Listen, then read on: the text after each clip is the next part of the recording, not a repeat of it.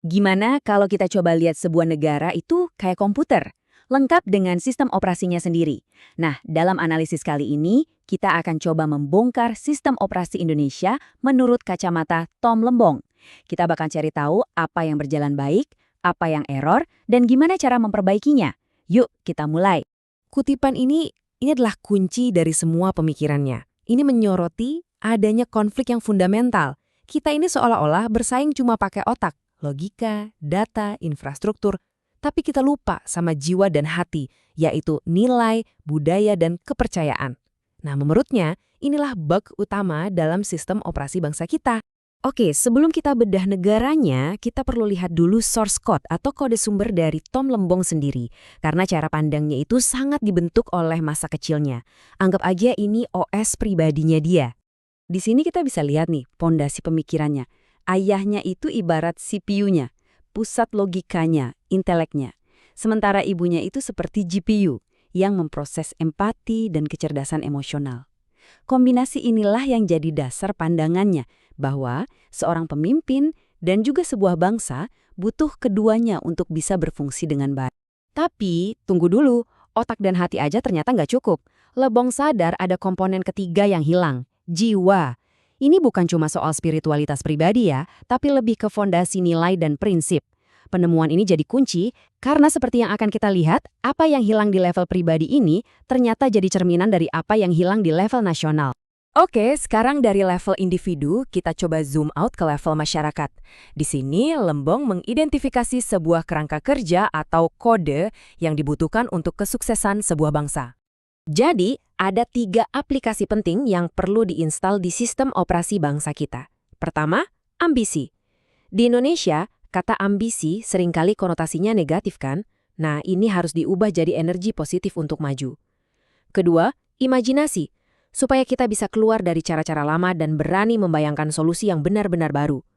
Dan yang terakhir, hoki atau keberuntungan, sebuah kesadaran bahwa ada faktor di luar kendali kita yang juga menentukan. Nah, ini dia inti masalahnya. Menurut analisis ini, ada ketidakseimbangan yang kritis dalam strategi nasional kita. Ibaratnya, perangkat lunak atau software negara kita ini ada yang rusak.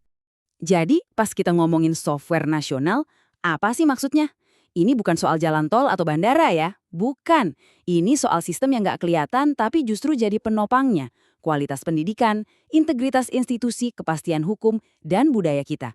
Gini deh, percuma kan punya hardware canggih kalau softwarenya error terus. Dan ini dia pesan error yang paling nyala merah di sistem kita. 88%. Angka ini adalah persentase kepala keluarga di Indonesia yang tidak punya gelar sarjana. Ini bukti nyata betapa rapuhnya software sumber daya manusia kita.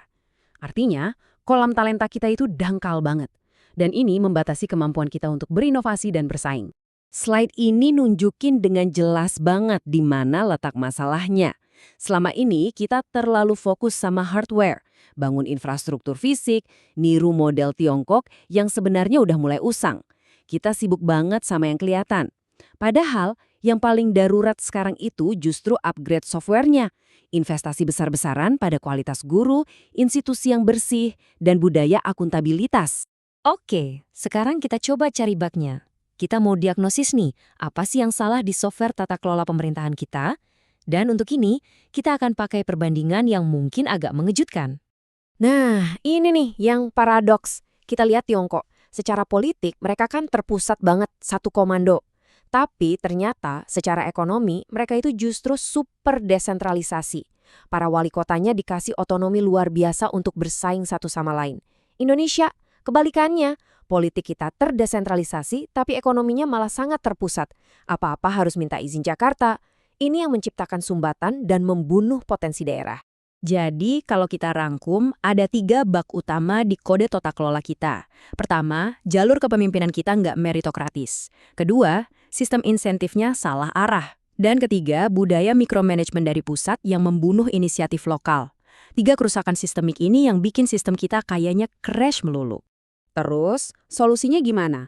Apa cukup di patch sana-sini? Menurut Lembong, nggak cukup. Kita butuh reboot total. Dan fondasi dari proses reboot itu cuma satu konsep fundamental ini. Dan kalau kita masih ragu kenapa reboot ini penting, lihat aja angka ini. Ini harga yang harus kita bayar untuk software yang rusak.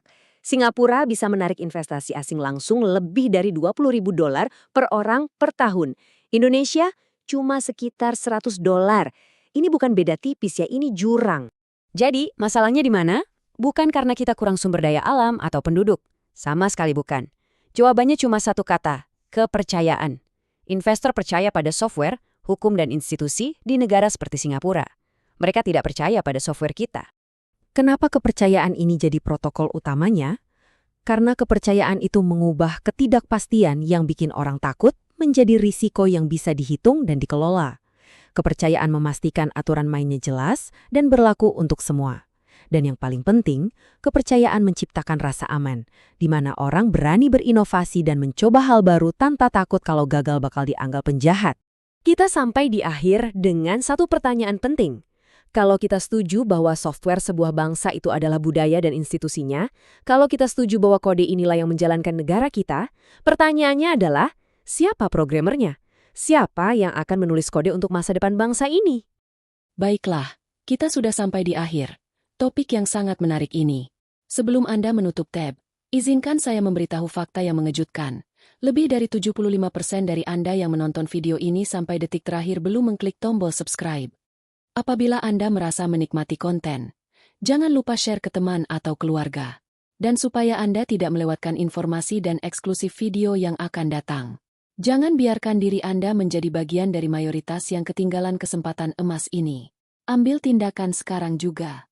Gratis kok untuk klik subscribe dan nyalakan lonceng notifikasi, karena akses istimewa ke pengetahuan ini sangat terbatas. Jadilah yang pertama tahu, dan jangan jadi penonton pasif yang hanya numpang lewat. Subscribe sekarang.